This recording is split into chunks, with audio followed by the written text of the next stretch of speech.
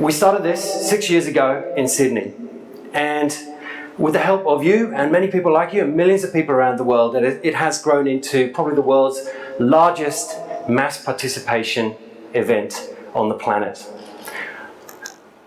We started with one city, there's now 7,000. We started with one country, there is now 152.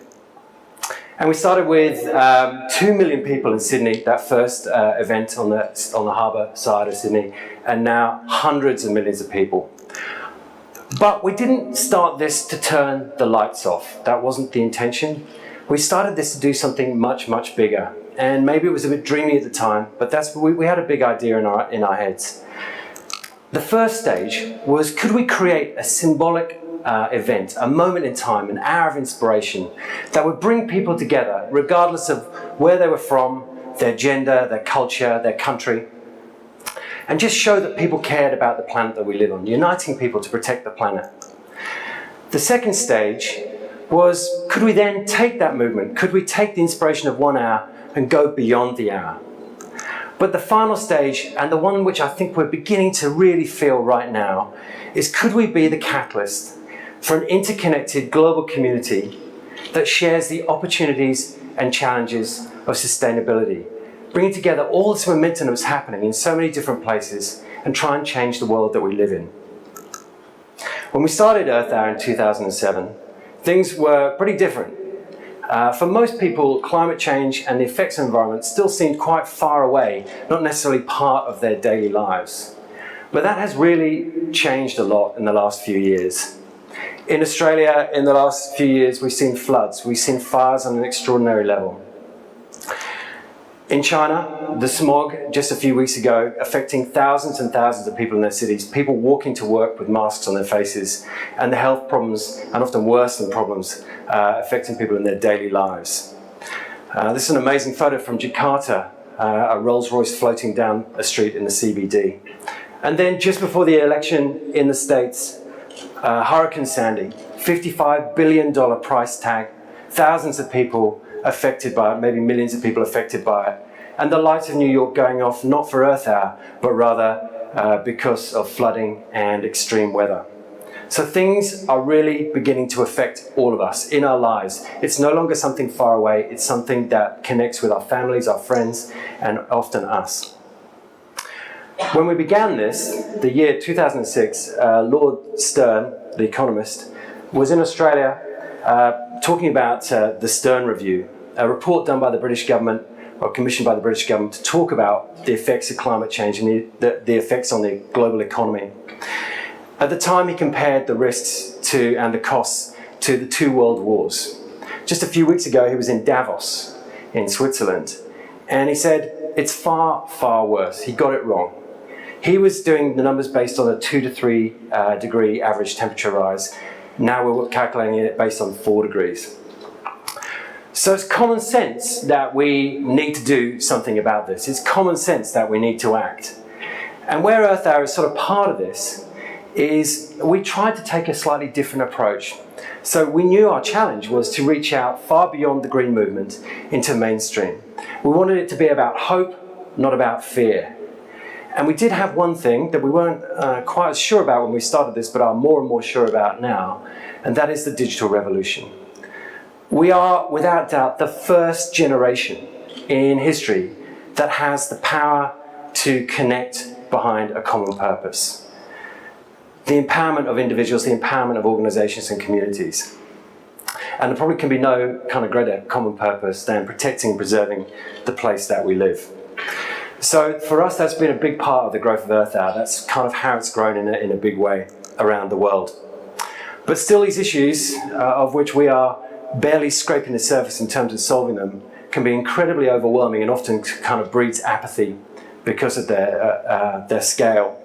So I wanted to share with you a couple of stories that inspire me, my team, and lots of the teams around the world. This guy in the middle is Mohammed, and he pinged us on Facebook in 2012 and said, look, I wanted to do Earth Hour in 2011, but I was fighting with the rebel army against Gaddafi. So we also found out there was another guy, also called Mohammed, over in Benghazi. and he'd started a Facebook page for Earth Hour. So we connected the two. And this is what happened. They brought businesses together, they brought the Scout movement together, and they created the first Earth Hours in Tripoli and Benghazi. This year, probably the most amazing and the coolest thing about this is that there'll be Earth Hour in 5 cities across Libya. And they've basically started the first environmental movement in Libya post-Gaddafi. So pretty inspiring, guys. This is probably my favourite. This little lad is called Nathi. This was 2010, I think, this photo. He was 15. This was Earth Hour 2010 in Swaziland. There was about 5 or 6, but not very many. And he went around his neighbours banging on the door going, "Are you doing Earth Hour?" And he didn't get much of a response. So he wrote this impassioned email.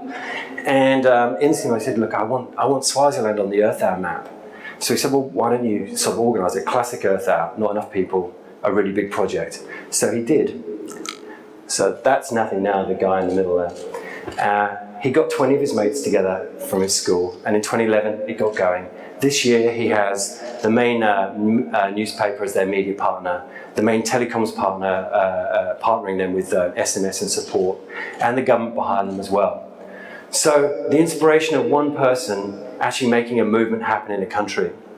These guys are the lifeblood of what we do. And this is happening, these are just 2 of our favourite examples, but this is happening all over the world.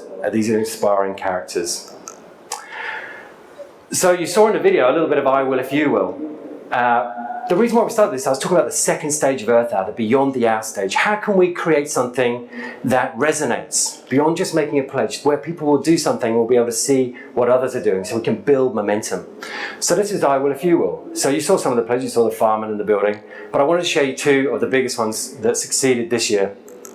In Russia, after the elections, President Putin introduced a rule that said if you get 100,000 signatures, your cause, your issue could be talked about in Parliament. So WWF in Russia have been trying to get some marine legislation, protection against oil pollution, through Parliament for 7 years. So they used Earth Hour to get 100,000. They got 122,000 signatures in about 3 weeks. The legislation got introduced into Parliament and was passed in December. So an amazing, big conservation outcome generated by people power. 7 years, did it in 9 months. In Uganda, the team there, with the help of lots of businesses and particularly Standard Chartered Bank, have started the first Earth Hour forest. 2,700 hectares of degraded land, now being planted with 500,000 trees. We're not organising this, these guys on the ground are organising this. And that's what we love about Earth Hour, it's self-generation of activity. In Botswana, the former president has pledged, as an I Will If You Will, to plant 1 million trees. He's planting the first 100,000 in a degraded wetland area called Good Hope. And in the States, 35,000 Girl Scouts changed 130,000 light bulbs in community centres and homes across the country. So, okay, it's 130,000, it's a lot, but it's not an amazing amount. But let me tell you what that really means. That means the equivalent of planting 7,000 acres of woodland every year. So my point about this is there's big and small, but they're all starting to make a difference. So how do we connect those? How do we create this interconnected global community? So what's happening this year? I Will If You Will was effectively a pilot in 2012, but it worked. So this year, those audacious Russians with Earth Hour are going after an even bigger outcome. This year they want to protect an area of forest from industrial logging and illegal logging 2 times the size of France. In Argentina, they're going to create the country's largest marine protected area, 3.4 million hectares of marine protected area. So from this beautiful idyllic island in the Cook Islands to the Las Vegas Strip, all sorts are involved in Earth Hour. It is an incredibly, weirdly diverse community across the world, all taking part. And I've just given you a little taster of some of the I Will If You Wills and some of the outcomes that we've got, but there are thousands of these, thousands of them. And they're big and small. So we really have taken on board this idea that a school kid can change a classroom, a CEO can change a company, and even a president can change a country. So I thought I'd show you this little piece of artwork. This is an ad that we put together that was going into the Financial Times. And it may seem slightly idealistic, maybe a little bit pie in the sky. But you see the one at the top? We switch off business lights at night. We heard a few weeks ago that in France, legislation has been passed that business lights will be turned off after 1 a.m. That will save the equivalent of 750,000 households worth of emissions. And for the businesses, it will save them money. So it's kind of common sense, right? And why can this not happen anywhere? When you look at it on ad, it may maybe seem a bit, far-fetched, but it isn't. So we know, having done Earth Hour for 7 years, that change takes a lot of persistence and perseverance. And you need inspiring people like those guys that I just showed you. This guy, one of my favorite, one of my heroes, I guess, came up with this great quote.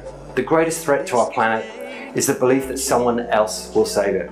So the essence of Earth Hour, and the essence of Earth Hour 2013, is really about saying everyone, anyone can be part of making the change. So to sort of recap, we built Earth Hour as an open source project. We built it from the beginning for you. It belongs to you. So use Earth Hour to make change. Do an I will if you will. And be part of the hour itself. And I guess if you can, take Earth Hour far beyond the hour in 2013. Thanks so much for your time. It's really nice to see you all here today.